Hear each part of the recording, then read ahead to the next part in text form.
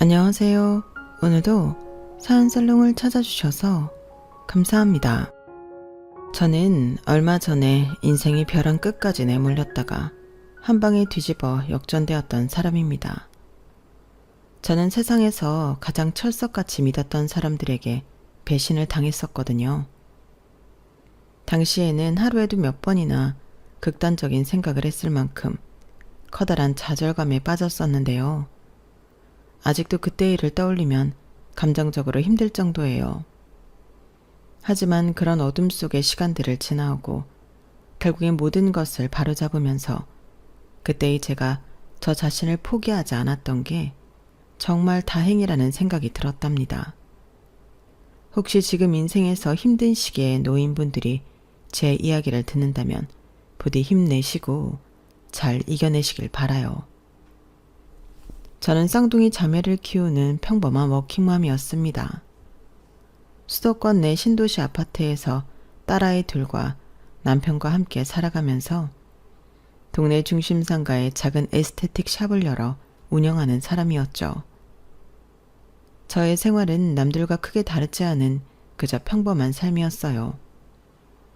남편은 작은 마케팅 회사를 운영하는 사람이었는데 직원 2명과 함께 여러 외주를 받으며 안정적인 수익을 창출하는 사람이었죠. 저희는 둘 다 소소한 자영업을 하는 사람으로서 서로의 일을 잘 이해해 주었고 손발이 참 잘 맞는 부부였습니다. 남편은 광고업계에 몸담는 만큼 늘 성격이 둥글둥글하고 유쾌한 사람이었어요. 2딸 역시 그런 아빠를 참 좋아했죠. 우리 딸들 생일 축하해. 헐, 이거 진짜 갖고 싶었던 옷인데 아빠 진짜 고마워요. 언니는 뭐 받았어? 내가 좋아하는 만화책. 너무 좋아. 아빠가 너희 공부 열심히 하라고 선물 사주신 거야. 너희 이거 받고도 공부 열심히 해야 돼? 당연하지. 엄마는 맨날 잔소리만 해. 치. 엄마가 너희 사랑하니까 하는 말이지. 너희 잘 되라고. 가끔은 제가 질투가 느껴질 만큼 딸들에게 정말 잘해주는 남자였죠. 뿐만 아니라 남편은 저에게도 좋은 남편이었어요. 기념일을 빼먹는 일 없이 잘 챙겨주기도 했고 제가 일이 바빠 늦게 퇴근하는 날엔 알아서 요리를 해서 아이들을 먹이고 설거지까지 맞춰놓는 사람이었죠. 또 저희 샵이 쇄골, 어깨부터 목까지 마사지해주는 상품도 있었기에 남편은 종종 저희 샵에서 마사지를 받고 갈 때가 있었는데요. 남편은 본인 일이 일찍 끝날 때마다 저희 샵에서 마사지를 받고 저를 집까지 태워다 주곤 했습니다. 그런 남편을 보며 직원들은 늘 저를 부러워하곤 했어요. 안녕하세요. 커피 마시면서 하세요. 제가 커피 사왔어요. 사장님 안녕하세요. 원장님, 사장님 오셨어요. 여보 왔어? 마사지 받고 가려고? 아니, 오늘은 괜찮아. 오늘 여기 근처 거래처 들렀다가 일찍 끝난 김에 당신 데려다 주려고 왔지. 당신 할 거 다 하고 나와. 여기서 얌전히 기다리고 있을게. 아니야, 오늘 급한 거 없어. 먼저 들어갈게요. 별거 없으면 50분에 마감해요. 사장님이 맨날 이렇게 데리러 와주시고 너무 부러워요. 저도 저런 남편을 만나야 하는데 원장님처럼 예쁘면 저처럼 좋은 남자 한 트럭은 구할 수 있을걸요? 주책이야 좀. 들어갈게요. 남편은 남들 앞에서는 더 너스레를 떨며 외조를 해주었고 겉으로는 주책이라며 미간을 찌푸렸어도 사실 그런 남편의 모습이 늘 고마웠어요. 어떤 아내가 싫어하겠어요. 물론 매일이 이런 식으로 행복하기만 했던 것은 아니었죠. 인생이라는 게 좋은 일도 있고 나쁜 일도 있는 법이니까요. 하지만 저희 가족은 대체적으로 평탄한 삶을 지속하며 소소한 행복을 누리고 살고 있었어요. 그런 저희 가족의 행복을 악마가 시샘이라도 한 것일까요? 어느 날부터인가 저희 가족에는 조금씩 불길한 균열이 생기게 되었는데요. 여느 때처럼 월말이 되어 샵 정리를 하는데 폐기해야 할 분실물 중에서 익숙한 물건이 보인 거예요. 잠깐, 이거 넥타이핀 아니에요? 네, 그런 것 같아요. 어라? 이거 사장님 거 아니에요? 그러네. 남편이 저 없을 때 왔다 간 적 있었어요? 제가 기억하기로는 없었던 것 같은데. 제가 발견했음 바로 원장님 드렸을 텐데. 새로운 알바생이 이게 뭔지 몰랐나 봐요. 어린 친구라. 뭐 그게 중요한 건 아닌데 남편이 언제 왔다 갔지? 하여간 잘 됐네요. 안 그래도 찾았던 건데. 조금 의아하긴 했지만 남편이 찾던 넥타이 핀을 발견해서 다행이라고 생각했어요. 그 넥타이 핀은 제가 결혼 기념일에 선물했던 거라서 남편이 정말 크게 상심했었거든요. 저는 이 사실을 알리기 위해 남편에게 전화를 걸었는데요. 그런데 남편의 반응이 뭔가 좀 이상한 겁니다. 여보, 저번에 당신이 잃어버린 그 넥타이 핀 있잖아. 아, 그거? 찾았어. 우리 사무실 책상 밑에 있더라고. 저번에 내가 모르고 떨어뜨렸나 봐. 안 그래도 당신한테 말하려고 했는데. 그래? 우리 샵에서도 그거랑 똑같은 넥타이 핀이 나왔는데. 우리 샵 다니는 남자는 당신밖에 없잖아. 나는 당연히 당신 거라고 생각했는데. 당신이 사무실에서 찾은 넥타이 핀 당신 거 확실해? 그럼 당신이 선물로 사준 건데 이걸 못 알아볼까? 다른 직원이 남자친구 선물로 샀을 수도 있지. 아님 잠깐 남자친구가 들렀다가 잃어버렸거나. 그래, 알았어. 직원들한테 물어보지 뭐. 당신 혹시 나 없을 때 샵 왔다 간 적 있어? 없을걸? 내가 샵 갈 때는 늘 당신한테 먼저 연락하잖아. 뭔가 남편의 말투가 이상했지만 당시에 저는 그걸 크게 생각하지 않았어요. 남편과 전화를 마치고 직원들에게 넥타이 핀의 주인을 물어보려고 하는데 월말 회계 정산을 다 마친 상담실장이 막 나오더군요. 상담실장은 저에게 정산 마쳤다고 이야기를 하면서 제가 들고 있던 넥타이 핀을 발견하고는 눈이 동그래졌어요. 어머, 원장님 그거.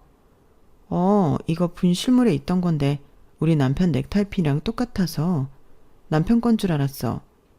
근데 남편이 아니라고 하네. 혹시 최 실장 거야?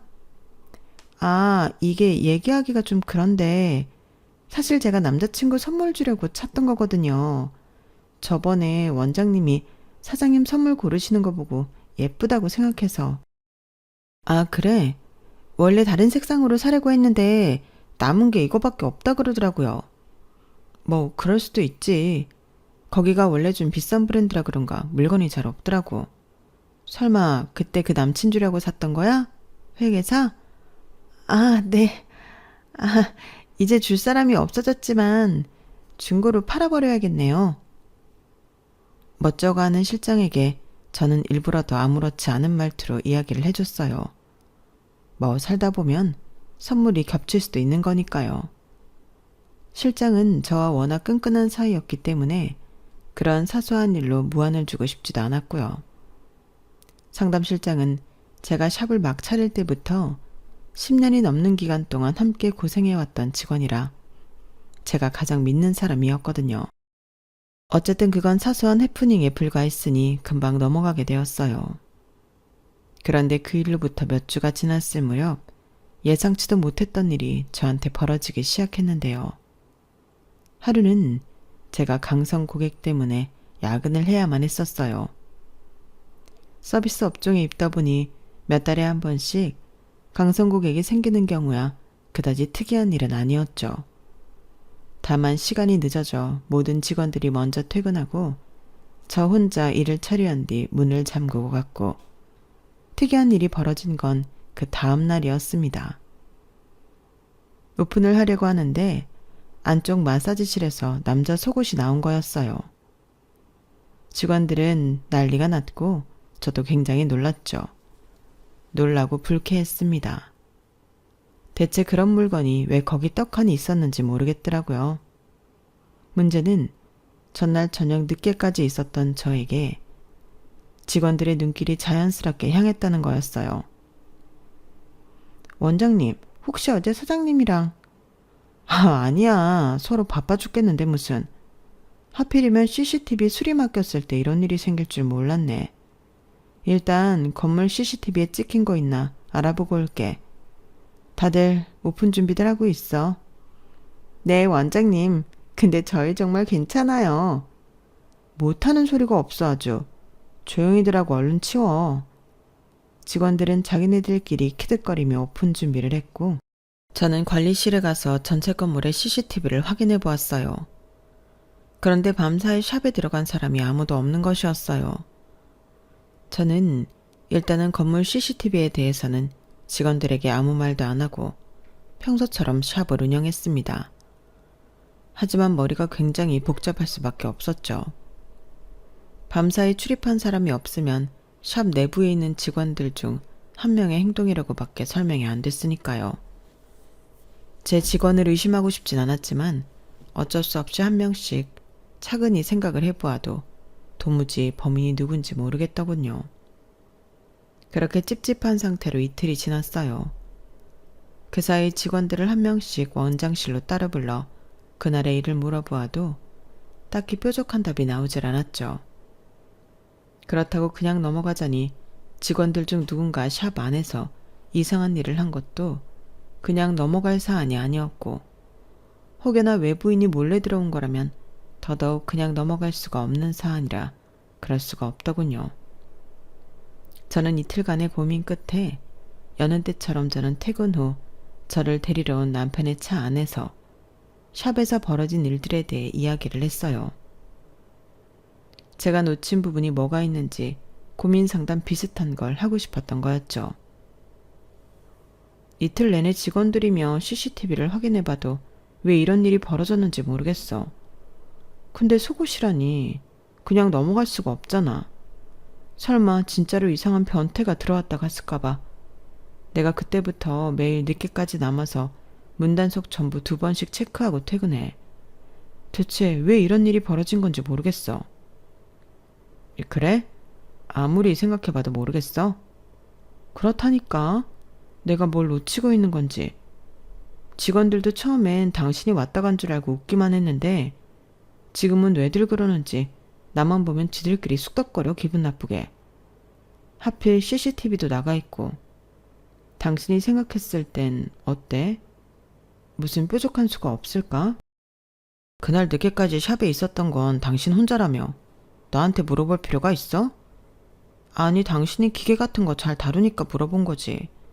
내가 CCTV 영상에서 놓친 게 있을 수도 있고 또 언제까지 사람 바보 만들 거야?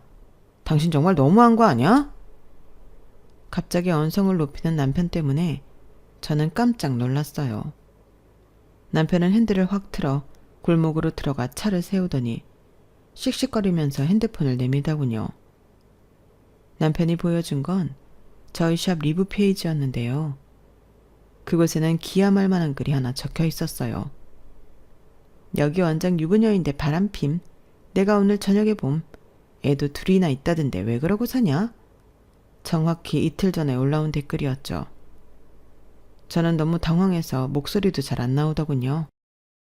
겨우 쥐어짜내서 형편없는 목소리로 남편에게 얘기했어요. 당신 이걸 믿어? 무슨 이런 말도 안 되는 소리를.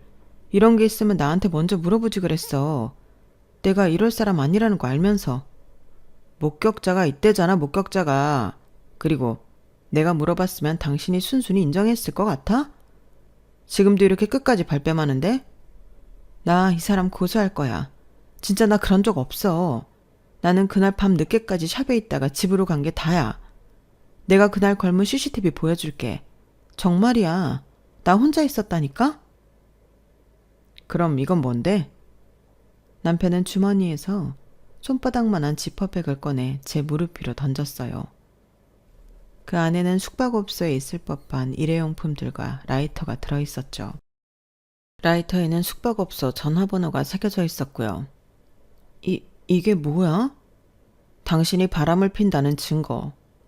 내가 이걸 발견하고 얼마나 기가 찼는지. 누구야?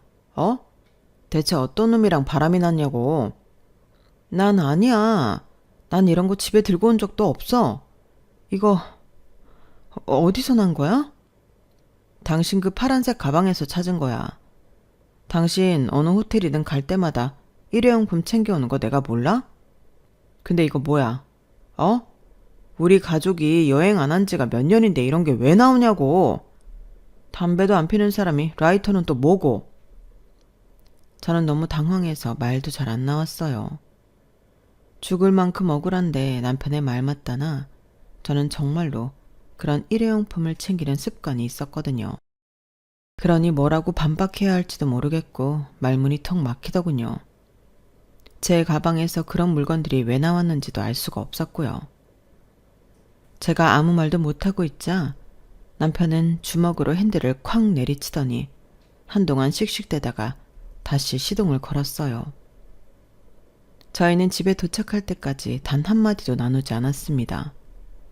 그리고는 일주일 정도 남보다도 못한 사이로 지냈죠. 그 일주일 동안 어디서부터 어떻게 오해를 풀어야 하는지도 몰랐던 저는 앵무새처럼 맹세코 그런 짓을 저지르지 않았다는 말만 반복했어요. 하지만 남편은 기어코 이혼 서류를 가지고 오더군요. 저희는 결국 이혼 절차를 밟게 되었습니다. 남편이 주장한 저의 이혼 사유는 제 외도였는데 저는 절대 그런 적이 없다고 반박했죠. 하지만 저는 저의 결백을 제대로 주장하지도 못했어요. 왜냐하면 남편이 이혼 서류를 들고 온 그날 저희 샵에서는 직원 3명이 퇴사하겠다고 이야기를 했기 때문입니다. 심지어 그 3명 중에는 제가 가장 믿고 의지하던 상담실장도 있었죠.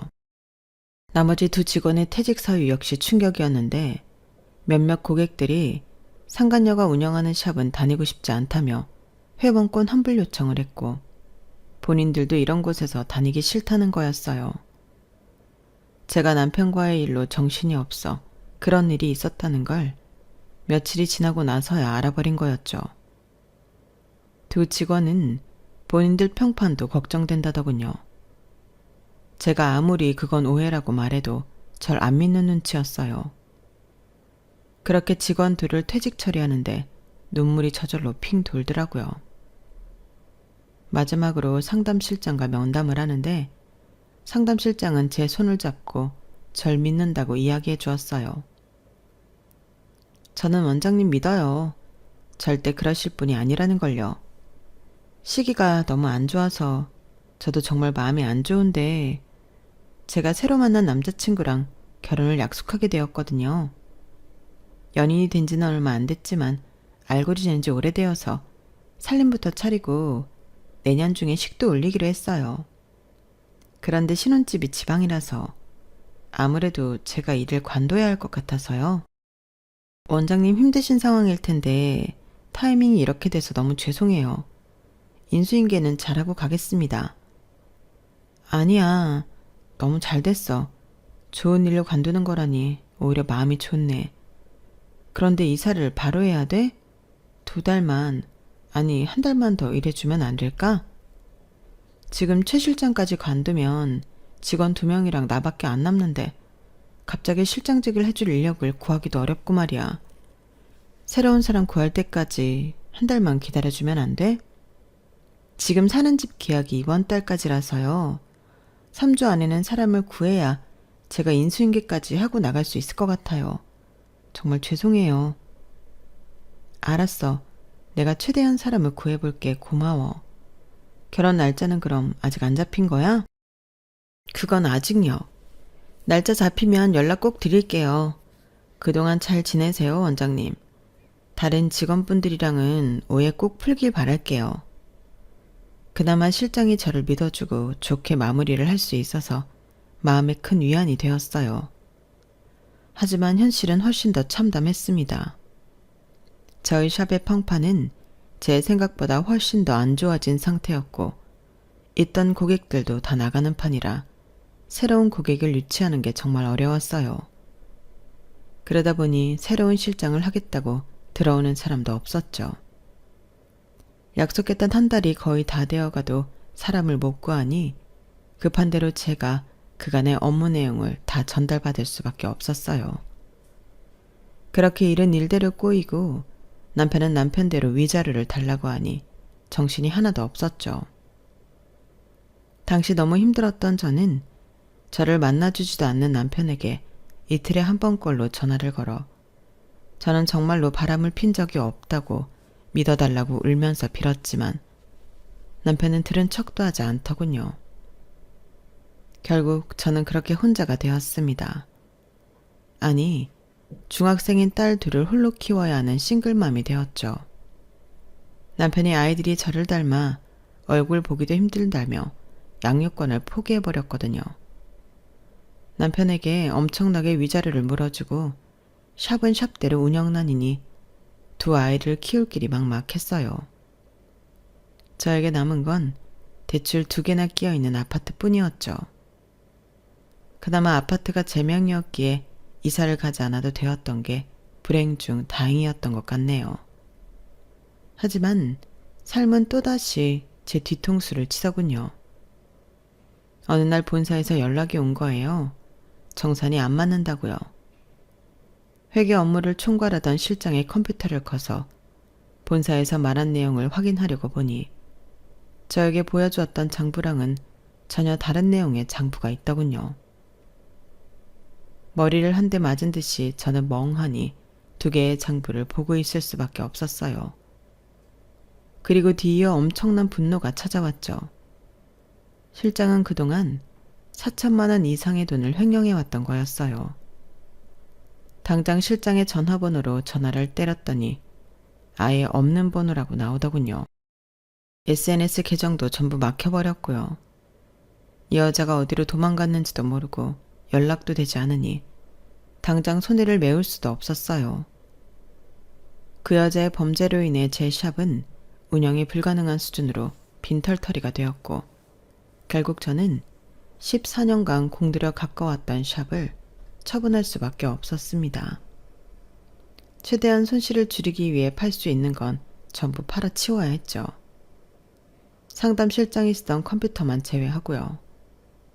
수천만 원의 돈을 횡령한 실장한테 법적인 대응을 하는 것보다 당장 생계가 급했던 저는 일자리를 구하느라 시간을 한참 보내게 되었어요. 일자리를 구하러 다닌 지 3개월 만에 겨우 화장품 용기를 포장하는 일을 구하게 된 저는 하루 종일 모자 마스크를 쓰고 기계처럼 일만 했습니다. 가끔씩 동네에서 절 알아보는 쌀쌀한 눈빛을 볼 때마다 너무 큰 스트레스를 받았거든요. 제가 짖지도 않은 채로 그런 시선을 받으니 자다가도 소리를 지르며 벌떡 일어날 정도로 마음고생을 심하게 할 수밖에 없었어요. 길거리에 나가면 모든 사람들이 절 쳐다보고 비난하는 것 같아 항상 모자, 마스크를 쓰고 다녔죠. 우울증에 심각하게 걸린 저는 하루가 다르게 피폐해져만 갔어요. 그러던 어느 날 여느 때처럼 푸석한 얼굴로 퇴근을 하는데 2딸이 거실에서 절 기다리고 있더군요. 그동안 저는 혹시 딸들도 절 다른 사람들처럼 비난할까봐 대화를 못하고 있었기에 바짝 긴장이 되었어요. 그런데 딸들의 입에서는 전혀 예상치 못한 말들이 나왔는데요. 엄마, 아빠 나가고 컴퓨터 쓴 적 있어? 컴퓨터?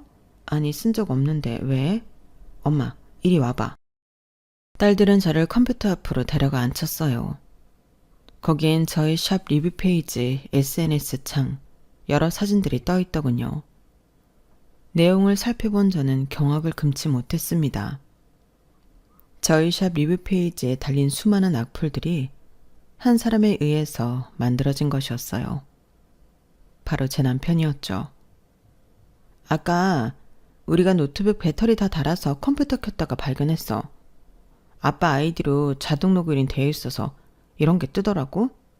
아빠가 가진 아이디만 58개래 엄마.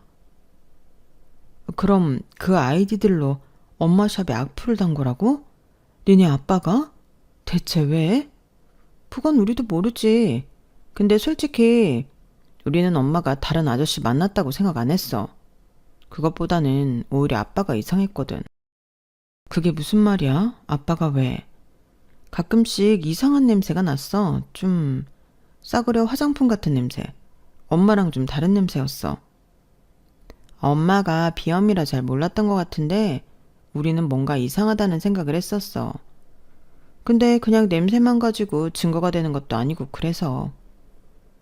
딸들의 이야기에 저는 그동안 남편의 행동을 찬찬히 곱씹어 봤어요.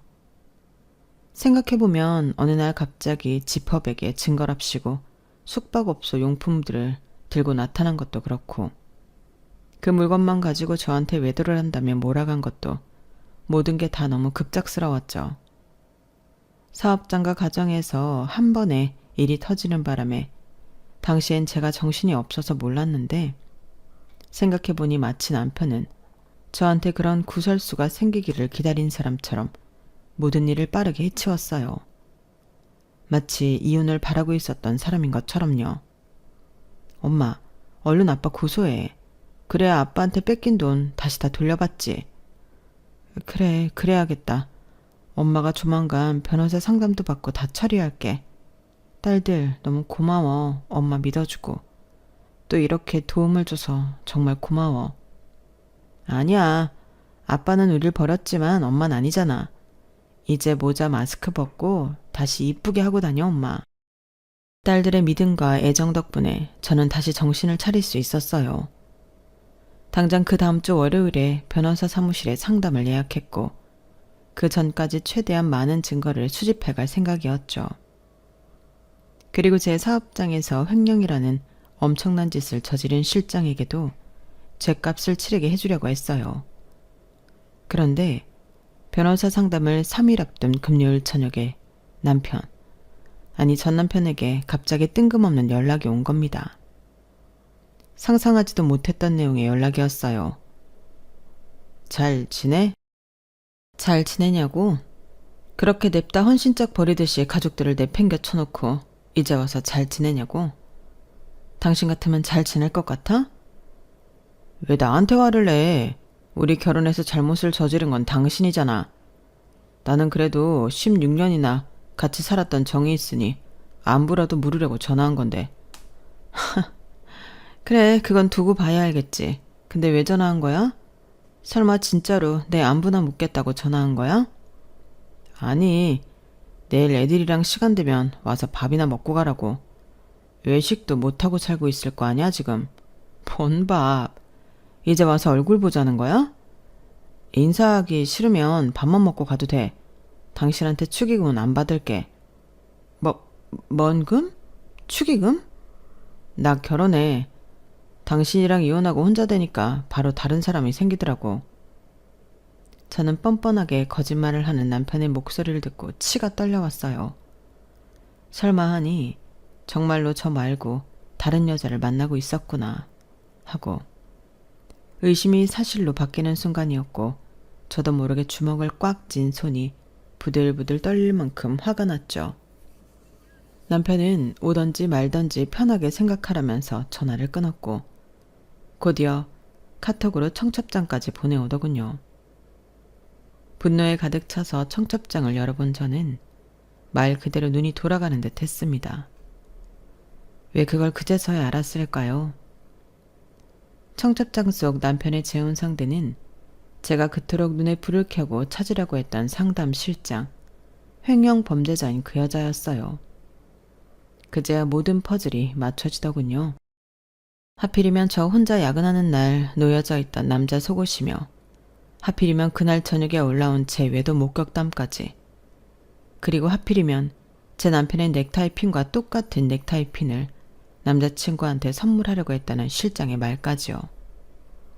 이 두 연놈들이 서로 짜고 치고 내 인생을 송두리째 뒤집어 버렸구나 하고 깨닫자마자 저는 그 자리에서 주저앉을 수밖에 없었어요. 이 모든 사실을 알았으니 저도 가만히 있을 수만은 없었습니다. 저는 다시 벌떡 일어나 샵을 처분하고도 가지고 있던 실장의 컴퓨터와 남편의 아이디로 접속되어 있는 저희 집 컴퓨터를 나란히 놓았어요. 그리고 이 두 사람이 언제부터 내통을 했는지 그간의 행적을 낱낱이 뒤져보기로 했습니다. 저에게 자초지종을 들은 제 딸들은 같이 두 팔을 걷어붙이고 증거를 찾아주었죠. 밤 12시가 넘어가자 두 딸은 이제 저에게 그만 들어가 자라고 등을 떠밀었어요. 엄마, 이제 얼른 자. 신부 앞에서 다크서클 여기까지 내려온 채로 나타날 거야? 이제 우리가 나머지 알아서 할 테니까 일단 팩부터 붙여. 얼른. 너희는 어떡하고? 아예 그럼 다 같이 자고 내일 다시 하던지 해야지. 우리는 어려서 밤좀 새도 피부 안 망가져. 괜찮아, 괜찮아. 귀여운 두 딸의 재촉에 저는 정말 오랜만에 피식하고 웃을 수가 있었어요.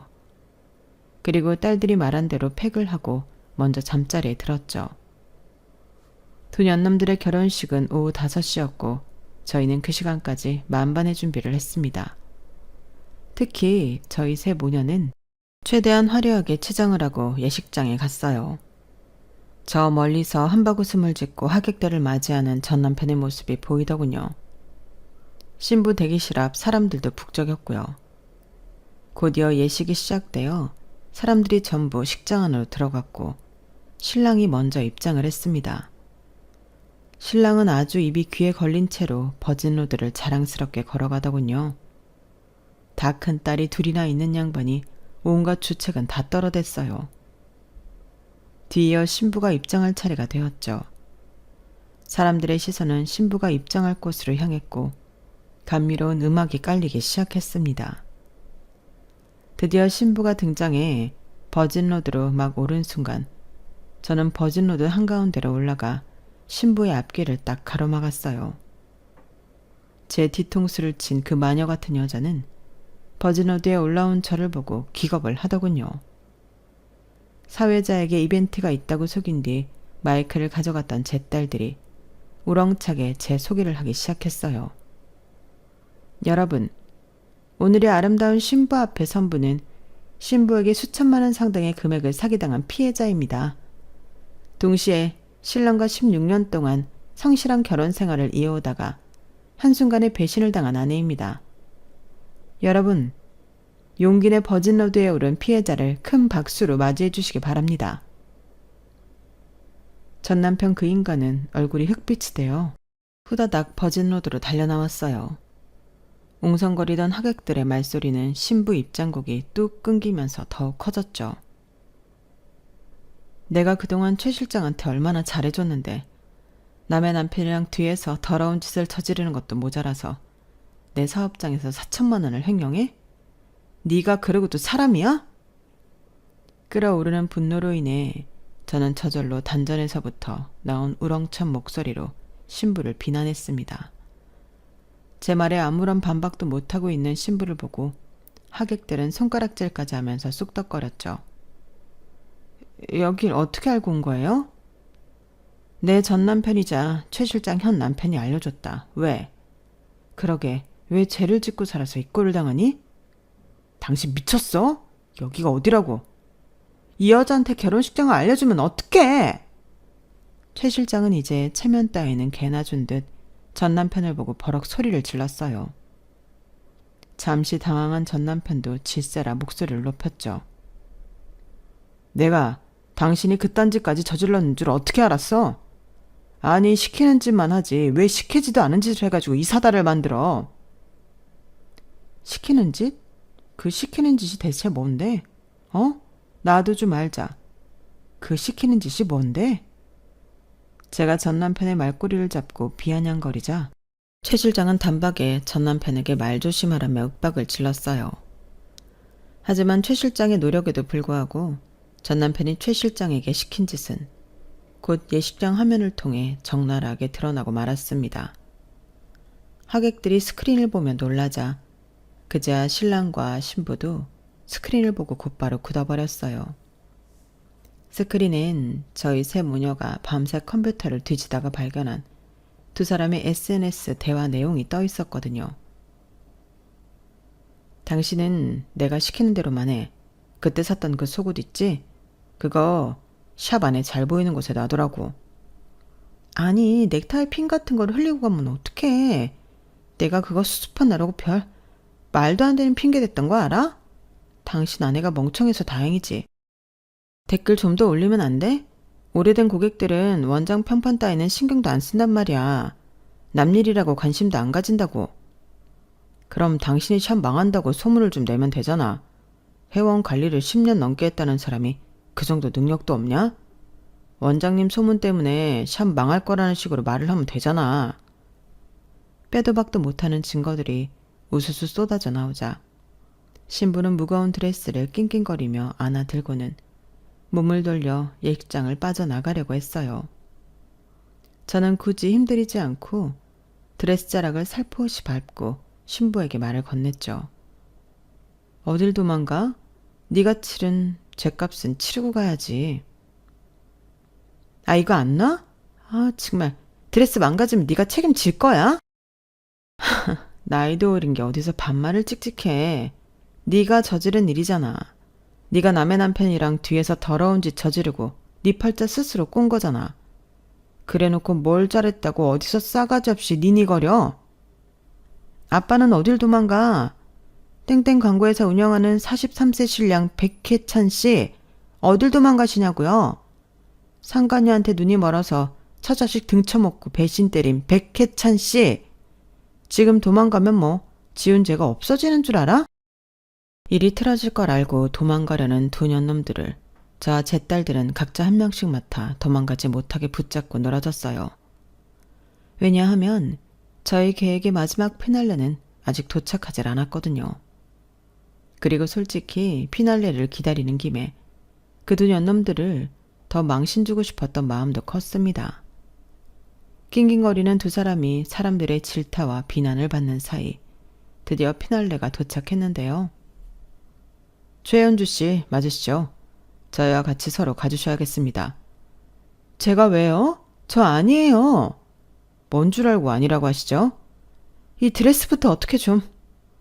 저는 이미 경찰 두 분이 오자마자 두 딸과 얌전히 함께 버진로드 밑으로 내려왔는데 본인이 몸부림치다 드레스 밑자락의 대부분이 버진로드 뒤로 넘어가 있던 신부는 결국 버진로드 밑으로 거꾸로 떨어지고 말았어요. 그 장면을 보고 저희 세 모녀는 배꼽을 잡고 깔깔거렸죠. 드레스 무게가 그렇게 무거운 줄은 결혼을 해봤던 저도 처음 알았네요. 드레스 자락에 파묻혀 다리만 버둥거리던 그 사기꾼은 결국 온 머리가 산발이 된 채로 경찰들에게 붙들려 나갔고 저희 모녀도 산뜻한 마음으로 예식장을 떠날 수 있었답니다. 그 이외의 많은 일들이 정상으로 돌아올 수 있었어요. 저는 전 남편과 실장이 제가 이혼하기 전에 바람을 피고 있었다는 증거와 두 사람의 사기 행각으로 제가 심각한 사회적 명예훼손이 되었으며 중국에는 사업장까지 잃었다는 것을 인정받아 그간 받았던 피해들을 모두 보상받을 수 있었답니다. 한동안 대출까지 사용했을 정도로 경제 상황이 나빠졌던 저는 덕분에 다시 빚도 갚고 그리고 나서도 넉넉한 금액을 남길 수 있었어요. 그래도 불행 중 다행으로 실장이 빼돌린 금액을 아직 들고 있었기에 전부 보상을 받을 수가 있었네요. 그 두 년놈들은 빈털터리 전과자가 되어 얼굴도 제대로 못 들고 다닌다고 해요. 주변 가족, 친구, 지인들 앞에서 추악한 면이 다 들통나버렸으니 안 좋은 소문이 순식간에 퍼지게 된 거였죠. 죄 없는 사람한테 억지로 나쁜 누명을 씌워 사람 피를 말리려 들더니 본인들이 그대로 그 죗값을 받는 모습이 저로서는 상당히 고소했네요. 반면 그날의 일을 계기로 딸들과 저는 서로 더욱 더 애틋하고 친한 사이가 되었답니다. 그간 제가 의기소침해하며 딸들과 진지한 대화도 나누지 못했다는 게 너무 미안했고 그런 저를 오히려 믿고 힘을 더해준 게 너무 고마웠어요. 그래서 딸들에게 앞으로 더욱 더 잘해주려고 노력을 하고 있죠. 저는 여전히 화장품 포장 일을 하고 있어요. 현재로서는 조금씩이라도 저축을 해서 새로운 사업장을 오픈할 계획을 가지고 있는데 시간을 두고 천천히 진행해 보려고 합니다. 지금까지 저의 이야기를 들어주셔서 감사합니다. 저는 극단적으로 우울했던 과거에서 벗어난 이후 제 몸과 제 딸들을 잘 돌보면서 지내고 있어요. 처음부터 다시 사업을 시작해야 하는 저에게 많은 응원 부탁드려요. 여러분의 앞길도 앞으로 더 큰 성공이 가득하시길 바랄게요. 감사합니다. 여러분, 사연 댓글에 응원과 현명한 조언 부탁드려요. 좋아요와 구독은 저에게 큰 힘이 됩니다. 오늘도 좋은 일 가득하세요.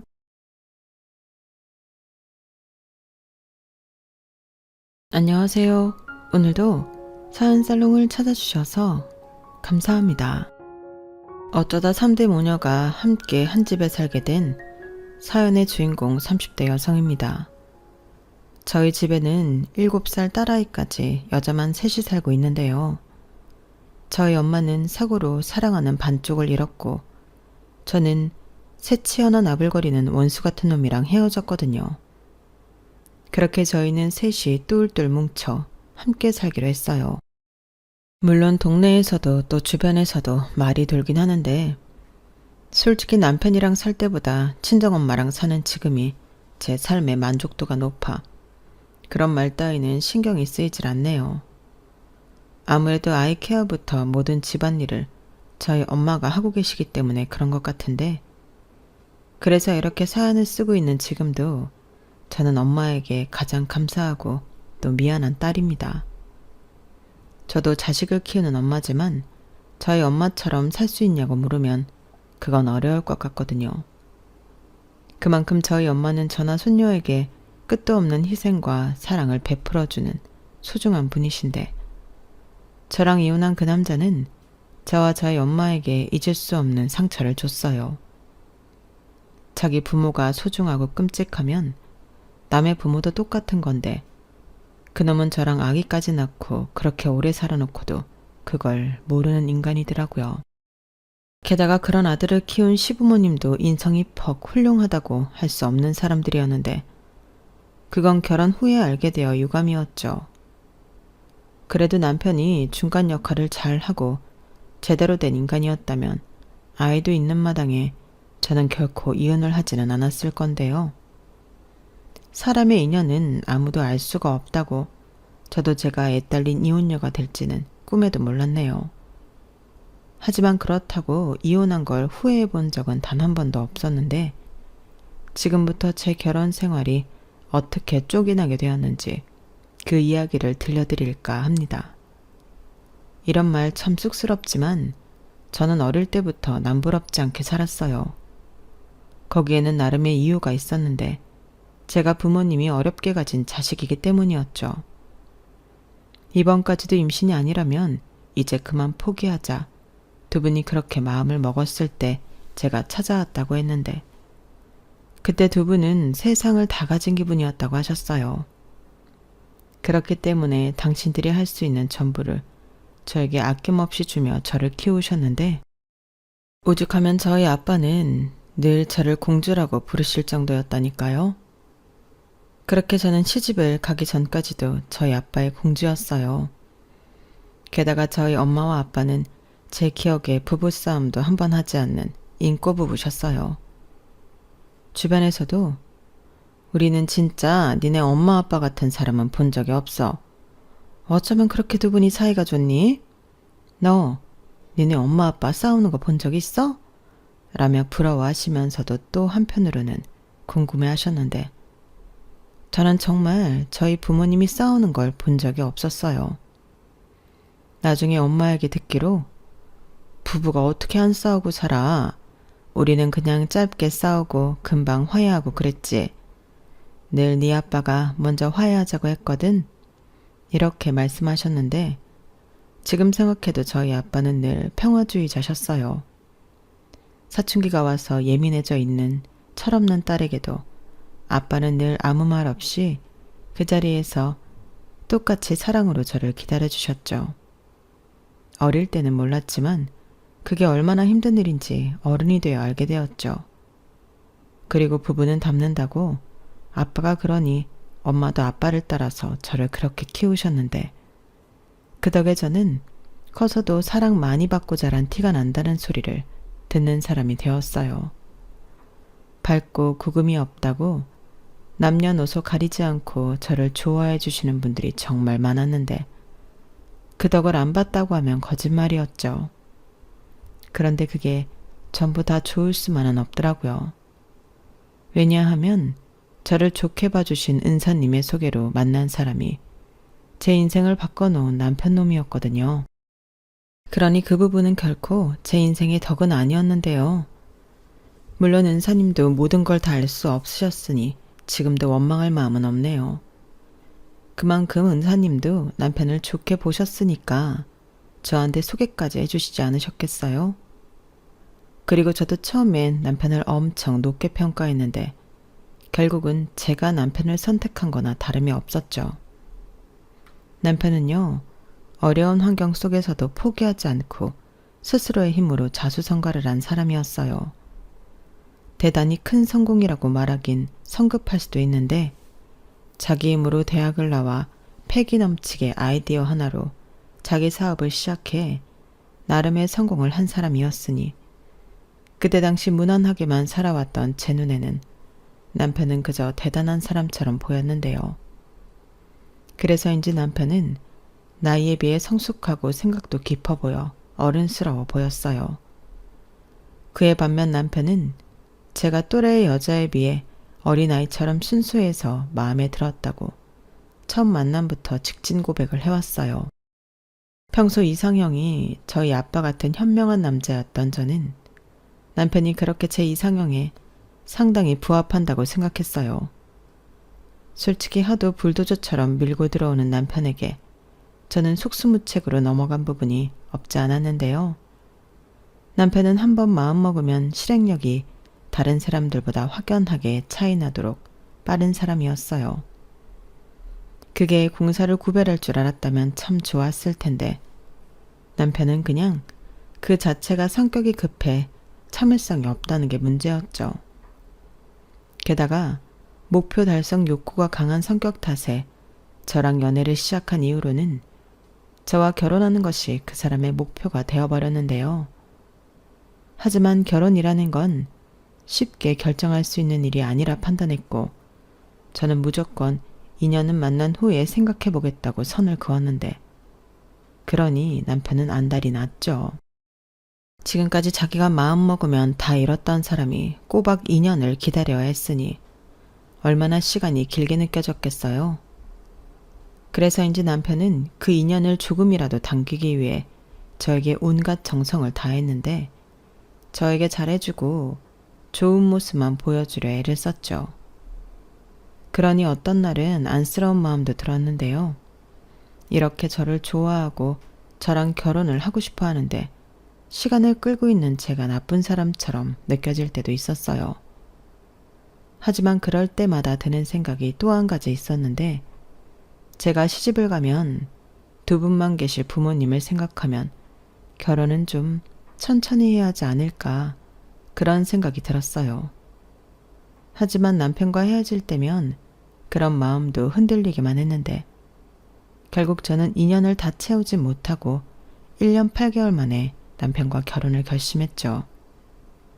남편이 먼저 결혼하면 시댁이 아닌 친정 근처에 신혼집을 구하자고 했는데 결혼 후에도 친정과 자주 왕래하며 지내라고 하더라고요.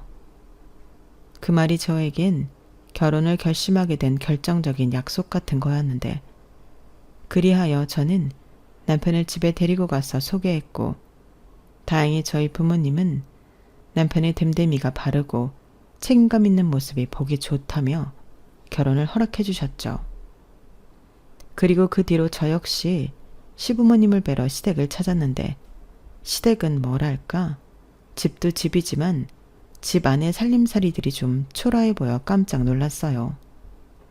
남편에게 듣기로 집이 많이 어려웠다는 말은 들어 알고 있었지만 지금도 그런 생활을 하고 있을 거라고는 생각도 하지 못했기에 더 그랬죠. 하지만 이내 저를 보며 어머 곱기도 하다. 어쩜 이렇게 명랑하고 예쁜 아가씨를 데리고 왔니? 우리 아들이 진짜 잘해줘야겠다. 이 손 좀 봐. 굳은 일은 한 번도 안 했나 보네. 라고 저를 보자마자 시어머니가 손을 잡고 반겨주셨는데요. 시아버님도 말씀은 많이 없으셨지만 인상이 좋으셨어요. 그저 니들이 원하는 대로 해라. 우리는 괜찮다. 이렇게 말씀하셨는데 두 분이 너무 잘해주시니 초라한 살림살이는 그 이후로 눈에 들어오지 않았어요. 오히려 내가 시집을 오면 하나하나 다 바꿔드려야지 그런 생각만 하게 되었는데요. 그렇게 양가 허락을 받고 바로 상견례 날짜를 잡은 저희는 그 후 결혼 준비에 박차를 가했어요. 남들은 결혼 준비하면서 많이들 싸운다고 하는데 저희는 그런 것도 없이 순탄하게 결혼 준비를 해갔는데 그도 그럴 게 결혼 준비에 들어간 직후 남편이 이런 말을 했어요. 저기 있잖아. 이런 말해서 좀 미안한데 우리 결혼은 반반 결혼으로 하자. 우리 집에 가봐서 알겠지만 우리 부모님이 아들 장가 간다고 금전적인 지원을 하긴 좀 어려워. 나도 집이라도 떡하니 하나 갖고 결혼하자고 하면 좋은데 지금 여기저기 돈 들어갈 데가 많아서 그것도 어렵고 대신 내가 금방 성공해서 자기 행복하게 해줄게. 그건 약속할 수 있어. 솔직히 제가 속물이라고 욕을 먹어도 어쩔 수 없는데 저는 남편의 말에 의아했어요. 그렇게 결혼을 하자고 조르기에 저는 어느 정도 준비가 되어 있어 그런가 보다 하고 생각했는데 반반 결혼을 하자고 하니 좀 놀랍더라고요. 하지만 저 역시도 그런 이야기가 나오기 전부터 결혼만큼은 똑같이 하는 게 낫지 않을까 라고 생각했기에 그건 괜찮다고 그러자고 했는데요. 저희의 이야기를 모두 들은 저희 부모님은 어차피 친정 근처에 집을 얻을 생각이라면 그 집을 당신들께서 해주시겠다고 하셨어요. 그 말에 저와 남편은 깜짝 놀랐는데 이윽고 남편은 너무 좋아하더군요. 태어나 누군가에게 무언가 받아본 기억이 없던 남편은 태어나 처음으로 처갓집 부모님에게 큰 선물을 받는다고 기뻐했는데요. 아주 동네방네 자랑을 하고 다닌 모양이었어요. 그때 저도 느낀 게 있긴 했었죠. 어릴 때부터 어렵게 살아 자랑할 게 없었던 남편은 돈이나 성공 같은 남 앞에 보여지는 것에 심하게 집착하는 면이 있었는데요. 저는 그럴 수 있다고 남편을 이해했어요. 그래서인지 남편이 측은하게 느껴질 때도 많았는데 저는 저희 부모님에게 또다시 큰 감사함을 느낄 수밖에 없었죠. 게다가 시부모님도 신혼집까지 해오는 며느리라며 저를 엄청 예뻐해 주셨죠. 나름 시댁에 가면 대접 같은 것도 받고 솔직히 나쁘지 않았어요. 막말로 제 힘으로 산 집도 아니고 친정에서 사준 집이었는데 호사는 제가 누리고 있으니 저만 분에 넘치는 혜택을 받았죠. 하지만 그런 혜택도 그리 오래가진 않았는데요. 시부모님도 며느리, 그것도 부잣집 딸 며느리가 생겨 자기들도 덕을 보고 싶다고 노골적으로 변하셨거든요. 아니, 처음 그 인상 좋던 두 양반은 어디로 가고 공짜만 밝히는 사람만 있는 건지 가끔은 소름이 끼칠 정도였는데 남편은 그런 자기 부모를 늘 불쌍하게 생각하라 하더군요. 그런데요, 정말 이상한 건 그런 생각을 하고 있던 남편이라면 저랑 결혼하기 이전에라도 자기 부모를 챙겼어야 하지 않나요? 그런데 남편은 자기 사업 확장에만 열을 올려 시부모님에게 50만 원 생활비를 드리는 것 외에는 아무것도 해드린 게 없었는데 이제 와서 장가 갔으니 저더러 자기 부모님을 챙기려고 하는 거였어요. 남자들 결혼하면 와이프한테 대리효도 시킨다고 하더니 정말 그런 것 같더라고요. 그리고 저는 제 감정이 상하기 전까진 그래도 시댁에 잘하는 며느리였는데 제가 그랬잖아요. 시집 오면 시댁 살림을 좀 좋은 걸로 바꿔드리고 싶었다고요. 그래서 결혼하고 1년 동안은 큰 건 못 해드려도 이불, 소형 가전, 하다못해 2분 외출복 같은 걸 제가 갈 때마다 새로 바꿔드렸는데 그럴 때면 입이 찢어지게 좋아하시는 시부모님이셨어요. 그리고 그걸 남편도 옆에서 보고 많이 좋아했는데 저한테 늘 고맙다고 자기도 처가에 잘 하겠다고 했고 저는 이게 이상적인 결혼이라고 생각할 만큼 제 선택에 늘 자신만만했는데요. 역시나 자신만만하면 금방 코가 깨지는 법이었어요.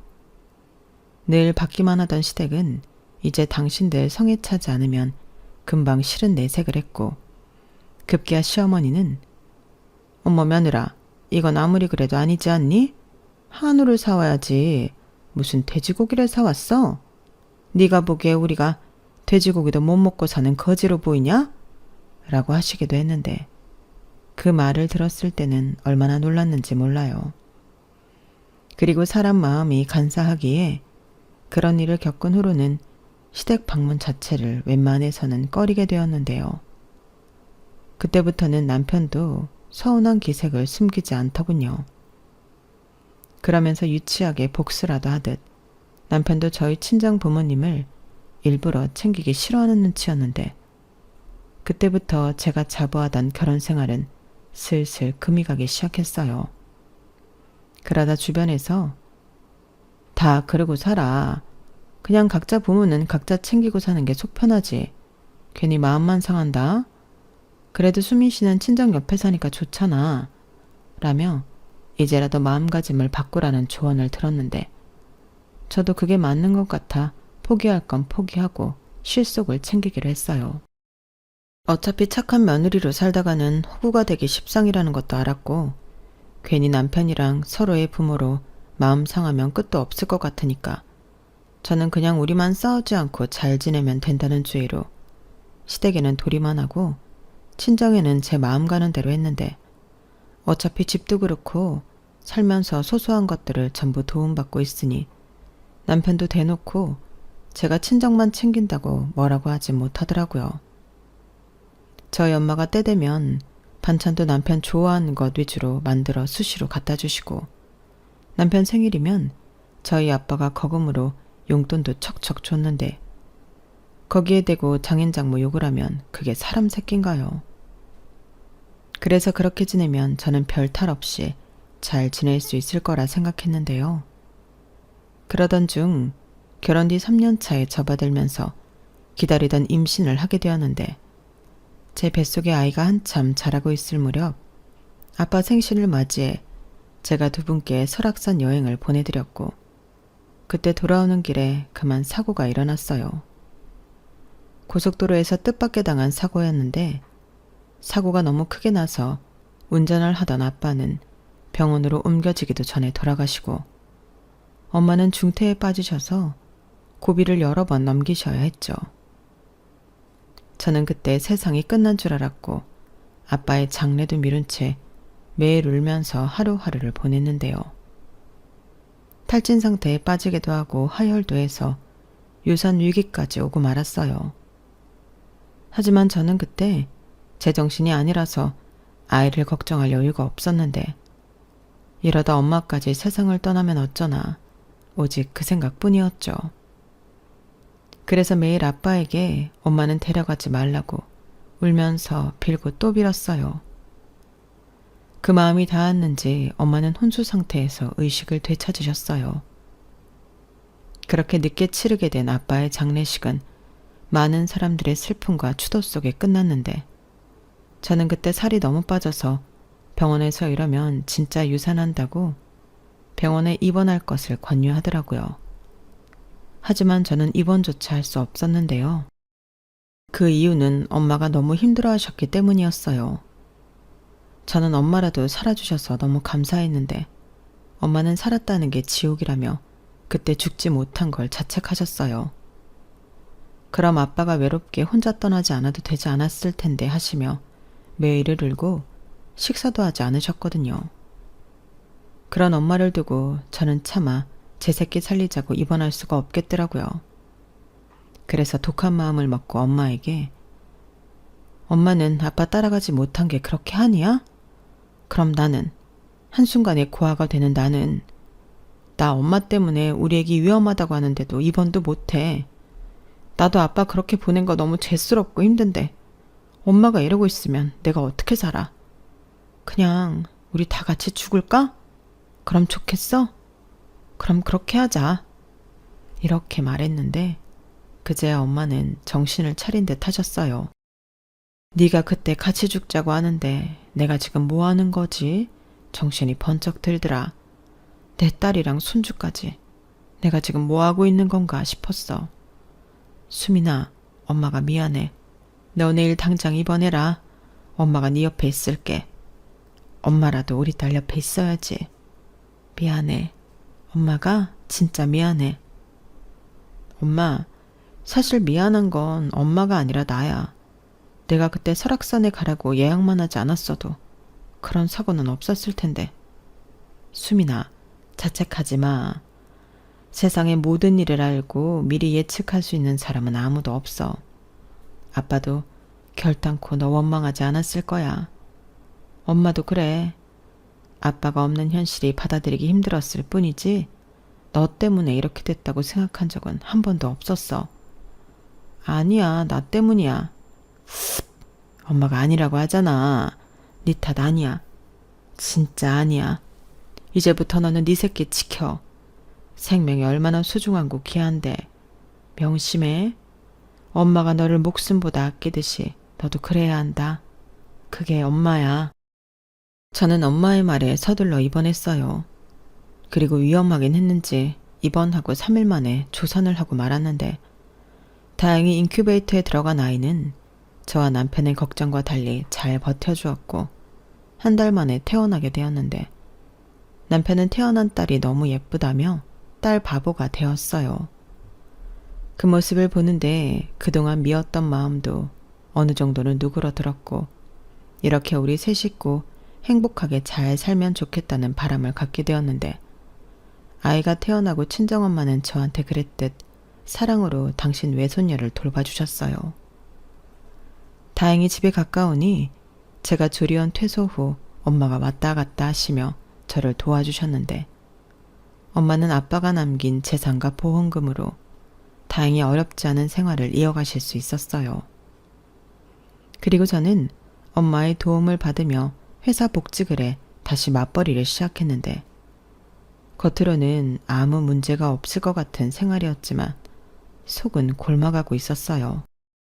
시부모님이 손녀를 보고 싶으신데 외갓집이 너무 가깝고 안 사돈이 매일 집을 들락날락하니 당신들 손녀를 보러 갈 수 없다며 불만의 목소리를 내기 시작하더라고요. 그 말을 남편에게 전해 들었을 때는 좀 당황했는데 이런 말을 중간에서 알아서 자르지 못하고 저한테 전달하는 남편도 이해가 가지 않았죠. 그래서 그럼 자기가 장모님 대신 어머님이 대신 혜원이 봐달라고 말씀드려. 그럼 내가 출근할 때 돌아가더라도 매일 혜원이 맡기고 출근할 테니까. 오히려 잘 됐네. 맨날 엄마한테 부탁하는 것도 미안했는데. 라고 했는데요. 남편은 신기가 불편한 듯 그런 뜻이 아니잖아. 솔직히 장모님이 너무 우리 집에 자주 오는 것도 맞고 그럼 주말이든 퇴근 후든 자기가 혜원이 데리고 우리 집에 가면 되는 거 아니야? 그리고 주말에는 엄마 아빠 오라고 해서 식사 대접도 좀 하고 그러자는 거지. 라고 했는데 저 말을 듣는데 순간 욱하고 신경질이 났어요. 그러니까 자기 부모님은 편하게 손녀 보시고 저더러 자기 부모 대접을 하라는 말이었는데 막말로 저희 엄마가 집에 와서 애를 봐주면 대접을 받은 적은 없었거든요. 오히려 청소며 밥이며 엄마가 더 많은 것을 해주고 가셨는데 남편 눈에는 그런 건 하나도 보이지 않았나 봐요. 그러니 자기 부모가 서운하다는 소리에도 아무 말하지 않았던 건데 저는 그런 남편이 답답했어요. 나도 우리 부모님처럼 싸우지 않고 아니 싸우더라도 현명하게 잘 살고 싶은데 손바닥도 맞아야 소리가 난다고 남편과는 잘 되지 않는 것 같아 속상하기도 했는데 남편은 그때도 이미 사업이 잘 되지 않는지 저랑은 사소한 대화도 하지 않으려 하더라고요. 하도 혼자 끙끙 앓아서 말이라도 시원하게 해보라고 술상을 차린 날도 있었는데 남편은 해결될 것도 없는데 뭐하러 말을 하냐고 술상 차린 보람도 없이 혼자 핸드폰만 하며 술을 마셨어요. 그러니 저는 이렇게도 저렇게도 답답한 속만 태울 수밖에 없었는데요. 이런 시간도 결국엔 지나가겠지 하며 그저 저는 저 나름대로 버틸 수밖에 없었어요. 대신 딸아이가 순하고 잘 웃는 덕에 딸 보는 맛에 살았다면 살았죠. 하지만 남편은 예전에 딸 보고는 어디로 갔는지 아들 타령을 하기 시작했고 장모님이 덕을 보는 거라면 이참에 둘째도 나와서 도움을 받자고 하는데 그 순간에는 저게 지금 뚫린 입이라고 말을 함부로 하나 제 두 눈이 왕방울만 해졌어요. 그래서 그럼 우리 엄마만 고생시킬 수 없으니 둘째는 시댁에 맡겨야겠다고 제가 바로 말하니 그건 아니지 않냐고 자기 엄마 힘들다고 하는데 어이가 없는 거 있죠. 그래서 둘째 얘기는 꺼내지도 말라고 했어요.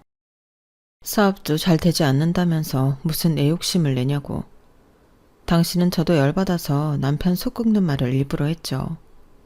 그러자 자존심이 상했는지 험상궂은 얼굴을 하더니 자기 화났다고 광고하듯 쿵 하는 소리를 내고 현관문 밖으로 나갔는데 사랑하는 마음도 그럴 때는 소용이 없는지 가지가지 한다고 생각했죠. 그리고 저렇게 성질 내고 헛소리할 것 같으면 아예 집에 들어오지 않았으면 좋겠다 이런 생각까지 하게 되었는데요. 언제 그렇게 살가운 아들이었다고 남편은 집을 나가 사무실에 간 게 아니고 자기 집에 간 모양이었어요. 그리고 거기 가서 저에 대한 불만과 서운한 이야기를 다 한 것 같았는데 시어머니는 눈이 그야말로 횟가닥 도셨죠. 저더러 퇴근하고 집에 가지 말고 자기 집에 오라고 하셨는데 제가 애기 때문에 안 된다고 하니 너는 니네 엄마가 애 봐주잖아. 핑계대지 말고 끝나자마자 튀어와 라고 하셨는데 이미 말투부터 저를 잡아 드시라고 작정을 한 듯 보였어요. 그리고는 제가 시댁에 도착하니 시어머니는 그 밤중에 저더러 이불 빨래며 커튼 같은 걸 전부 빨아놓고 저녁 상도 차려놓고 가라고 하셨는데 완전 어이가 없었죠. 그래서 이걸 빨라고요? 이 밤에요? 어머니, 그럼 이거 제가 들고 가서 빨래 업체 맡기고 찾아다 드릴게요. 그리고 식사는 제가 경험 없이 왔는데 배달시켜 드릴까요? 어머님 아버님 중국 음식 좋아하시잖아요.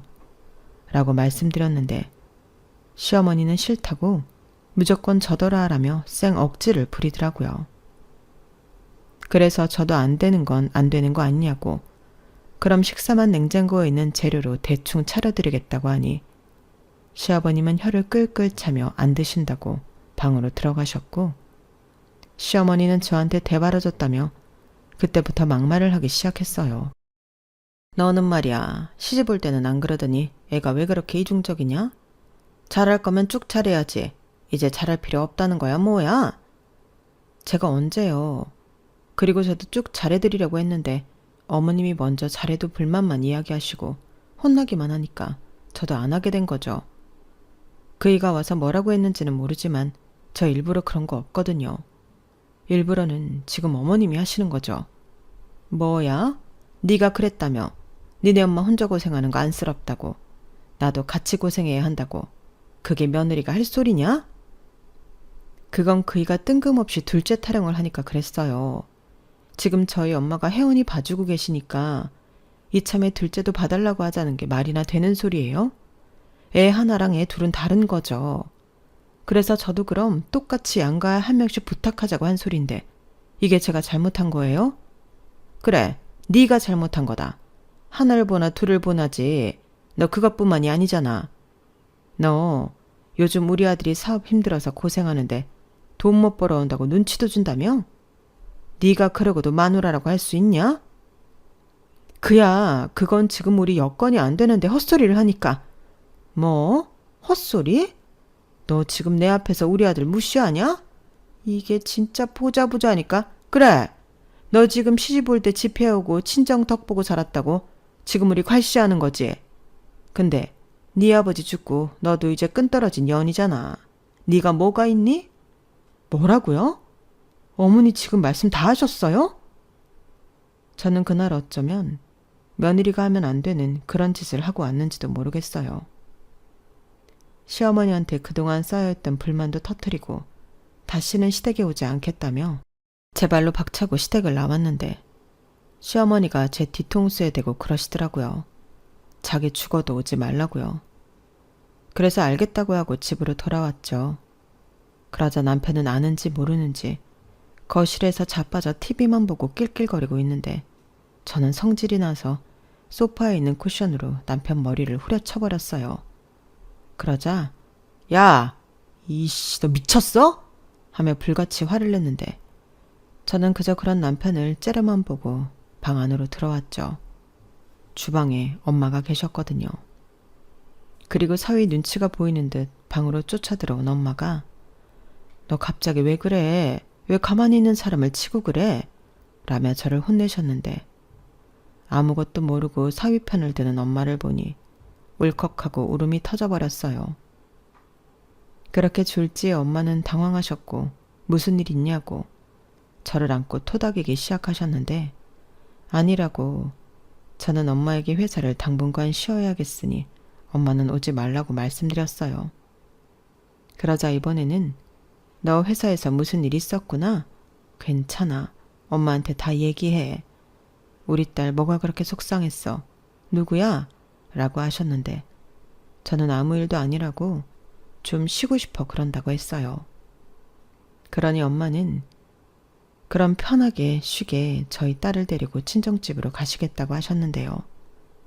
저는 아니라고 이번 기회에 딸이랑 시간을 좀 보내고 싶어 그런다고 되는 대로 변명을 늘어놓았죠. 그리하여 그 다음 날부터 저희 엄마는 저희 집에 오지 않게 되셨고 이 상황에 의아한 남편은 어떻게 된 일인지 물었는데 저는 나 회사 그만뒀어. 자기가 자기 엄마한테 한 말도 있고 더는 우리 엄마 신세지지 않으려고 라고 거짓말을 했죠. 그러자 남편이 자기도 지금 힘든데 저까지 회사를 그만두면 어쩌냐고 답답하다고 짜증을 냈는데 저는 그 모습을 보니 쌤통이었어요. 그래서 어쩌긴 뭐가 어쩌냐고 나가서 필사적으로 돈을 벌어오라고 처음으로 바가지를 긁었는데 남편이 이번에는 이런 말을 하더군요. 그럼 이러고 있을 게 아니라 장모님한테 부탁하고 구직 활동을 해야지. 엎어진 김에 그냥 집구석에 눌러 앉겠다는 거야? 나는 그럼 안 돼? 자기도 우리 엄마가 맨날 집에 와서 애 봐주는 거 싫다며. 그렇다고 자기 엄마한테 애 맡기는 건 죽어도 싫고. 그럼 다른 수 있어? 내가 볼게. 자기가 돈 벌어. 어차피 이 집에 대출금이 있는 것도 아니고 부담이 많은 것도 아니잖아. 뭐라고? 너 또 나 무시하냐? 장인어른이 사준 이 집 하나로 진짜 유세 끝장나게 떤다. 나 유세 딸 거야. 자기 엄마가 그러더라. 나더러 아빠 돌아가셨으니 끈떨어진 년이라고. 나 그 말 듣고 더는 안 참기로 했어. 네가 참긴 뭘 참냐? 다 하고 싶은 대로 했으면서. 몰라. 알아서 해. 남편은 이번에도 지 분을 못 이기고 출근을 한 건지 홧김에 나간 건지 아무튼 집을 나갔어요. 그렇게 한 일주일 정도 냉전을 벌였는데 잠도 떨어졌어요. 제가 먼저 안방에서 딸아이 와 있으니 남편이 알아서 거실에서 자거나 아이 방에서 잤는데 솔직히 그게 더 편하더라고요. 그런데 그런 생활이 익숙해질 무렵 저는 회사에 슬슬 나가야 하는 시점이 되었고 어떻게 할까 고민을 하고 있었는데 남편이 저더러 할 말이 있다고 했어요. 지금 하는 일이 돈이 부족해서 지지부진한데 돈을 만들 수 있는 묘안이 생각났다 하더라고요. 그럼 저는 걱정하지 않고 집에서 살림만 해도 된다며 오랜만에 자신 있는 얼굴로 말했는데 그 묘안이라는 게 궁금하긴 했어요. 그래서 돈 만들 수 있는 묘안이란 게 뭐야? 장모님 사시는 집 있잖아. 장인어른 돌아가시면서 상속받은 거. 설마 그 집을 팔라고? 미쳤어? 이성적으로 생각해봐. 자기도 솔직히 장모님 혼자 있는 거 걱정이지. 그리고 같이 지내면 좋기도 하잖아. 나도 계실 때는 불편하다고만 생각했는데 막상 안 계시니 그게 더 불편하더라. 자기도 장모님 있으면 일을 다시 찾아도 되고 그게 아니더라도 친구라도 잠깐씩 만나고 올 수도 있는데 장모님 우리가 모시고 장모님 사는 집 그거 팔아서 나 사업자금으로 하자. 웃기고 있네. 꿈 깨. 우리 엄마가 그 집을 그러라고 하지도 않을 거고 엄마한테 선택권이 있는 거랑 오갈 데 없어서 우리 집에 있는 게 그게 같아? 그럼 아예 우리 집을 팔고 얼마 집으로 들어가지. 에이 그건 안 돼. 왜? 우리 집보다 장모님 사시는 집 시세가 더 높더라고. 내가 다 알아봤지. 사실 장모님 집 팔아도 빠듯해.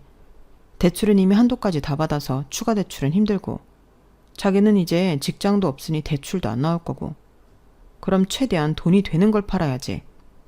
아니면 우리 장모님 집이랑 우리 집이랑 다 팔고 전세 갈까? 돌았니? 됐어. 그딴 게 묘아니면 때려치워. 행여 우리 엄마한테 입 뚜뻥긋 해봐. 저는 그 정도로 말하면 남편놈이 알아들을지 알았어요. 하지만 마음먹으면 지 마음대로 하고야만 하는 그 성미는 포기를 몰랐는데 제가 회사 일로 통화를 하고 있을 때 친정엄마가 갑자기 집으로 들어오셨어요. 그래서 제가 토끼 눈을 뜨며 무슨 일이냐고 물으니 서서방이 집에 와서 밥 먹으라고 하던데?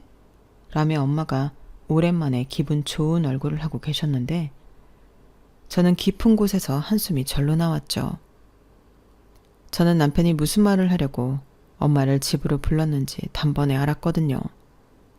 그래서 제가 먼저 선수를 치려고 했는데 그 타이밍에 남편이 양손 가득 삼겹살을 사가지고 집에 들어온 거 있죠. 그러고는 장모님은 아무것도 하지 마시고 앉아만 계세요. 오늘은 제가 요리사입니다. 라고 하는데 엄마는 웃고 저는 오만 인상을 찡그렸어요. 그리고 이윽고 자리에 앉았는데 남편이 대뜸 자기 요즘 힘들다는 밑밥을 열심히 깔더군요. 그리고는 한다는 말이 저한테 했던 말과 달랐는데요. 저희 집에 오셔서 같이 살자고 하는 게 아니라 저희 엄마에게 집을 팔고 요양원에 가는 게 어떠냐고 했어요. 장모님, 요즘은요, 요양원이 말이 그렇지 거기 가면 친구도 만들고 새로운 취미생활도 한대요. 제가 알기로는 거기서 연애도 한다고 하던데 우리 장모님 인물도 출중하신데 이대로 계시기는 너무 아깝죠. 제가 사업이 힘든 것도 있긴 하지만 이참에 장모님도 새 인생 사세요. 요양원비는 걱정하지 마시고요. 이 사위가 끝까지 책임지겠습니다. 이렇게 말했는데 저도 저희 엄마도 깜짝 놀랐죠. 서서방, 지금 그 말은 나더러 죽을 때까지 요양원에 있으란 소린가? 내 집은 팔아서 자네 주고? 아, 서로 좋은 거 하자는 말이죠. 오해는 하지 마세요. 저 진짜 좋은 요양원 차려드릴 거예요.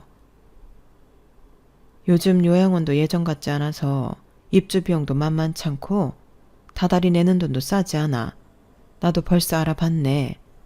엄마가 그걸 왜 알아봐? 엄마라고 평생 혼자 있을 수는 없잖아. 그리고 더 늙어서 너한테 짐 되는 것도 싫고. 근데 아무리 싼 데를 찾으려 해도 싸면 다 멀더라고. 나는 그래도 오며 가며 너 사는 거 들여다보고 싶은데. 그래서 알아보다 말았지. 장모님, 멀면 어때요? 저희가 가면 되죠. 서서방, 사업이 그렇게 힘드나? 그럼 안 되는 거에 열내지 말고 지금이라도 다른 일을 찾아보는 건 어때? 자네 아직 젊고 똑똑한데 못할 일이 뭐가 있어? 장모님, 그건 장모님이 뭘 몰라서 하시는 말씀이세요. 저 지금까지 제 힘으로 여기까지 왔고요. 앞으로도 자신 있어요. 지금은 돈 때문에 힘든 건데 이 고비만 넘기면 저 진짜 승승장구한다니까요. 결국엔 제가 성공해야 수민이랑 혜원이도 남부럽지 않게 잘 살게 해주죠. 장모님, 제발 부탁드려요. 그럼 자네 사는 집을 팔고 내 집에 들어오게. 나는 그 집 절대 못 팔아. 그래, 내가 전에도 그랬잖아. 당신이 정 그 사업 포기할 수 없다면 이 집 팔아서 내가 투자할게. 부족한 건 어쩔 수 없고. 그건 안 된다고 했잖아. 그리고 내가 생각을 해봤는데 아무리 장모님이라고 해도 같이 사는 건 힘들겠더라고. 그건 자기도 마찬가지잖아. 자기, 우리 엄마랑 한 집에서 살 수 있어? 그래서 요양원으로 마음대로 바꿔서 나랑 상의도 없이 엄마한테 바로 얘기하는 거야? 누구 맘대로? 진짜 왜 그러냐? 우리 한 가족이야. 혜연이 생각 안 해? 나는 장인어른처럼 우리 혜연이 다 해주고 싶어. 가난한 게 얼마나 서럽고 비참한지 알기나 해?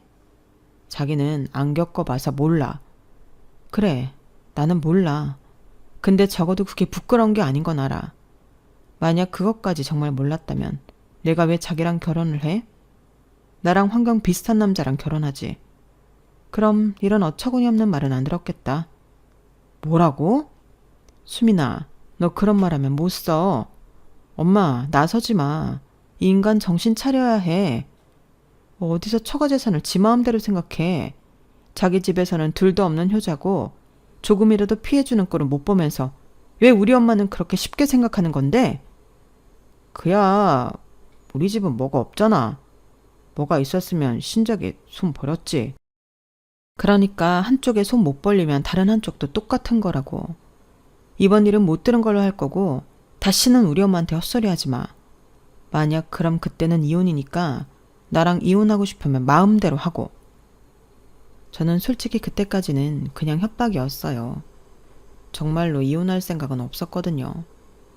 그러자 오히려 남편은 타격감이 없었는데 저희 엄마가 많이 놀란 눈치였고 남편은 자기 뜻대로 되지 않아 심통이 났어요. 그리고 그 이후로는 저를 엿먹이려 가든 치사한 짓을 벌이기 시작했는데 그러다가 그 인간은 하면 안 되는 짓을 하기 시작했어요. 그건 바로 돌아가신 저희 아빠에 대한 불만이었는데요. 기가 차지 않았죠. 내가 정말 이런 말까지는 하지 않으려 했는데 장인어른이 돈 있는 척을 얼마나 했어. 그럼 사위 앞으로 떡하니 몇 억은 해주고 돌아가셔야지. 막말로 내 앞으로 해준 건 하나도 없잖아. 집도 딸 앞으로 사주고 당신 재산은 몽땅 장모님 앞으로 되어 있으니 내가 뭐가 있어. 이러더라고요. 완전 미친놈이었죠. 그러면 자기 집에 살아있는 부모는 저한테 뭘 해줬나요? 오히려 받아먹기만 실컷 받아먹고 그러다 자기 성에 안 차서 싫은 소리까지 했는데 자기만 장인어른한테 받은 게 없다니. 저는 남편이 사업이 안 되니 똥인지 된장인지도 구별 못하는 멍청이가 된 것 같았어요. 그리고 저랑 눈만 마주치면 그딴 소리를 하니 이젠 저런 인간이랑 살 이유가 없다는 생각에 이혼을 진지하게 생각하게 되었는데요. 나중엔 술에 잔뜩 취해서 진짜 본심을 이야기하더군요. 장모님 돌아가시면 그 집은 우리 거야. 그때 장인어른이랑 같이 돌아가셨으면 얼마나 좋아. 그럼 지금 돈 걱정은 안 하고 살 거 아니야? 이런 말을 했는데 저는 하마터면 정말로 이 인간을 어떻게 할 뻔했어요. 그러니까 저 인간은 말은 하지 않았어도 내내 저런 생각을 품고 살았다는 건데 그 순간부터는 인간이 아니라 악마처럼 보이더라고요. 그러니 한시도 한 공간에 같이 있고 싶지 않았는데 저는 그 다음날 네가 무슨 말을 했는지 아냐고 이혼하자고 했습니다. 그러자 남편은 펄쩍 뛰며 무슨 모함을 하냐고 절대 이혼은 못한다고 했는데 저희 아이가 어려서 홈 CCTV가 있어요. 그래서 그걸 틀어줬죠. 그렇게 지가 지 입으로 떠드는 걸 모두 본 남편이었는데 술김에 한 말이니 무효라고 잡아떼더군요. 하지만 저는 이미 마음을 굳혔어요. 그래서 네가 싫다고 하면 나는 소송을 해서라도 이혼을 하겠다 선전포고를 했고 이 집은 내 집이니 짐 싸서 나가라고 했는데요. 남편 얼굴이 울그락불그락해졌어요. 제가 집까지 내 집이라고 유세했던 건 그때가 처음이었는데 이 인간은 아무래도 그 부분에 있어 오래전부터 그런 자격지심을 갖고 있었나 보더라고요. 그러면서 한다는 말이 웃겼는데 장인어른이 우리 결혼하면서 사준 집이니 명의랑 상관없이 우리 공동재산이라고 우기기 시작했는데 저는 할 수 있으면 해보라고 했어요. 자존심이 센 사람이니 저는 오히려 그 점을 노리기로 했거든요. 그래야 지가 또 분에 못 이겨 집을 나갈 거라고 생각했는데 오히려 나가라고 하니 이번에는 버티는 거 있죠? 그땐 진짜 너무 싫었어요. 그래서 그때부터는 저도 대놓고 소송을 준비하기 시작했는데요. 참 지지부진한 싸움의 시작이었죠. 남편은 우리가 이혼 사유가 없다며 버텼고 저는 집을 내놓고 친정으로 들어갔어요. 그 사이 집값이 많이 올랐었는데 울며 겨자 먹기로 금매를 내놓았죠. 저의 목표는 단 하나, 그 인간을 빨리 내쫓아버리는 거였는데 금매로 내놓은 것이 효과가 있어서 정말 일주일도 되지 않아 집이 팔린 거 있죠. 저는 남편에게 집을 팔았다고 알아서 하라고 했어요. 저희 엄마도 제가 이혼한다는 사실을 알고 있었기 때문에 남편을 당신 집에 들일 생각이 없었는데 남편이 현관문 앞에서 초인종을 누르자 저희 엄마는 경찰에 신고해버렸어요. 아무리 사유라도 원치 않으면 무단 가책 침입 시도로 신고를 할 수 있다고 하더라고요. 워낙 정에 약하고 사위를 좋아했던 엄마라 사실 저도 놀라긴 했는데 엄마도 나름 쌓인 게 많았던 거예요. 애기 봐주러 저희 집에 올 때면 그렇게 눈치를 주고 나중엔 자기 사는 집도 팔아 요양원에 가라고 했으니 이미 저희 엄마 마음도 돌아선 지 오래였는데 그 탓에 남편은 자기 편 하나도 없이 이혼 소송에 들어가게 되었죠. 집이 팔렸기 때문에 남편도 그 집에 버틸 수 없었고요. 그러니 그 초라한 자기 본가에 들어가서 저랑 이혼 소송을 벌여야 했는데 저는 다행히 회사에 복직해 일을 시작하며 이혼 소송을 시작했어요. 이혼 소송은 생각보다 길었는데 아무래도 저희가 어린 자식도 있고 외도나 도박, 알코올 중독 같은 굵직한 사유가 없다 보니 길어질 것은 예상했는데 정말 오래 걸렸어요. 3년 가까이 걸렸거든요. 그런데 소송할 때면 양육권 타령을 하던 남편은 아이를 이용한 마음만 있을 뿐 실제로 아이 생각은 1도 하지 않았는데 저희 엄마는 애 아빠가 애 보고 싶다고 찾아오면 그때는 어쩌나 고민을 많이 했었다고 했어요. 하지만 다행이라고 해야 하나? 그런 일은 없었고 시댁에서도 그런 위자료라도 챙겨주라고 엄한 소리를 하기 시작했는데요. 저는 곧바로 위자료는 내가 받아야 한다고 큰 소리 쳤어요. 당신 아들이나 당신들이나 돌아가신 내 아빠 모독하지 않았냐고. 내가 찾아보니 사자 명예훼손죄라는 것도 있는데 어디 제대로 소장이나 받아볼 거냐고 다그치니 시부모님이 깜짝 놀란 얼굴을 하며 미안하다고 했는데요. 알겠으니 나중엔 제발 소송을 걸지 말라며 애원했어요. 그러게 마음 쉼보 좀 착하게 먹지. 저는 할 수 있으면 그들을 사자 명예훼손죄로 걸고 싶었지만 그게 공공연하게 이루어지는 일이 아니라 입증이 어렵다는 말에 포기했고 대신 가망이 없다고 판단했는지 남편이 나중엔 두 손 두 발 들었는데 조건은 하나였어요. 양육비를 받지 않으면 이혼을 순순하게 하겠다고 하더라고요. 이미 3년이나 걸렸는데 이게 무슨 순순하게 하는 거냐.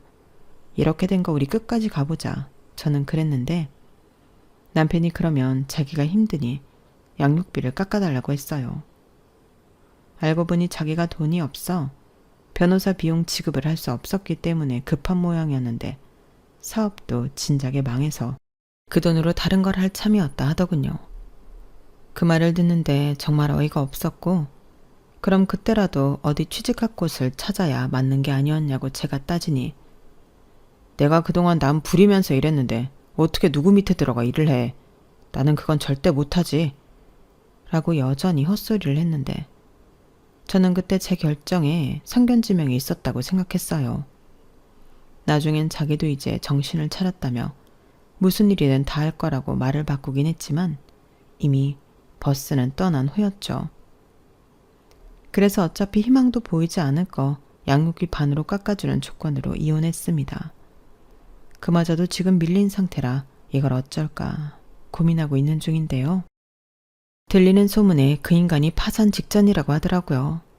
그러니 뭐가 있어야 받을 게 있는데 저도 헛수고하는 것 같고 저야말로 돈이 없는 게 아니라 그냥 적금 붓는다고 생각하고 참고 있는데요. 제가 양육비라도 받고 싶은 데는 이유가 있었어요. 나중에 딸이 커서 아빠 이야기를 하면 그래도 네 아빠가 양육비는 보내줬다. 이 말은 해줘야 아이가 상처를 덜 받지 않을까 싶어 그런 건데 그건 좀 두고 봐야 할 것 같네요. 현재 저는 다니던 직장 잘 다니고 있고 아빠가 물려주신 집에서 엄마와 딸이랑 행복하게 잘 지내고 있는데요. 이젠 제가 가장이니 제가 사랑하는 두 사람을 위해 열심히 살아야죠. 지금은 바람이 있다면 저희 엄마가 오래오래 건강하시고 저희 딸이 바르게 또 건강하고 명랑하게 자라는 건데 공부는 좀 못해도 상관없는 것 같아요. 누군가는 그거야 나중에 가봐야 제 진짜 마음을 알 거라고 하지만 저는 딸이 공부와 연이 없다면 그저 자기 하고 싶은 일을 잘 찾아 행복하게 할머니와 엄마 곁에서 많이 웃고 살았으면 하는 바람인데, 다만 사람 보는 눈은 저보다 나았으면 좋겠습니다. 겉으로 보이는 것 말고 그 사람의 내면을 보고 판단할 수 있는 그런 현명한 사람으로 크길 바라며, 하늘에 계신 아빠가 걱정하지 않도록 엄마도 잘 챙기고 저도 행복하게 잘 살게요. 아직은 30대라 제 앞날이 구말리인데, 부디 제 앞날이 나쁜 일보다는 좋은 일만 가득하길 여러분들이 많은 응원해 주셨으면 좋겠네요. 그럼 제 사연은 여기까지였고요. 끝까지 들어주셔서 대단히 감사합니다. 앞으로 열심히 씩씩하게 제 가족 잘 지키며 행복하게 살게요. 그러니 여러분들도 건강하시고 행복한 인생 되시길 진심으로 바라겠습니다. 고맙습니다. 여러분, 사연 댓글에 응원과 현명한 조언 부탁드려요. 좋아요와 구독은 저에게 큰 힘이 됩니다. 오늘도 좋은 일 가득하세요.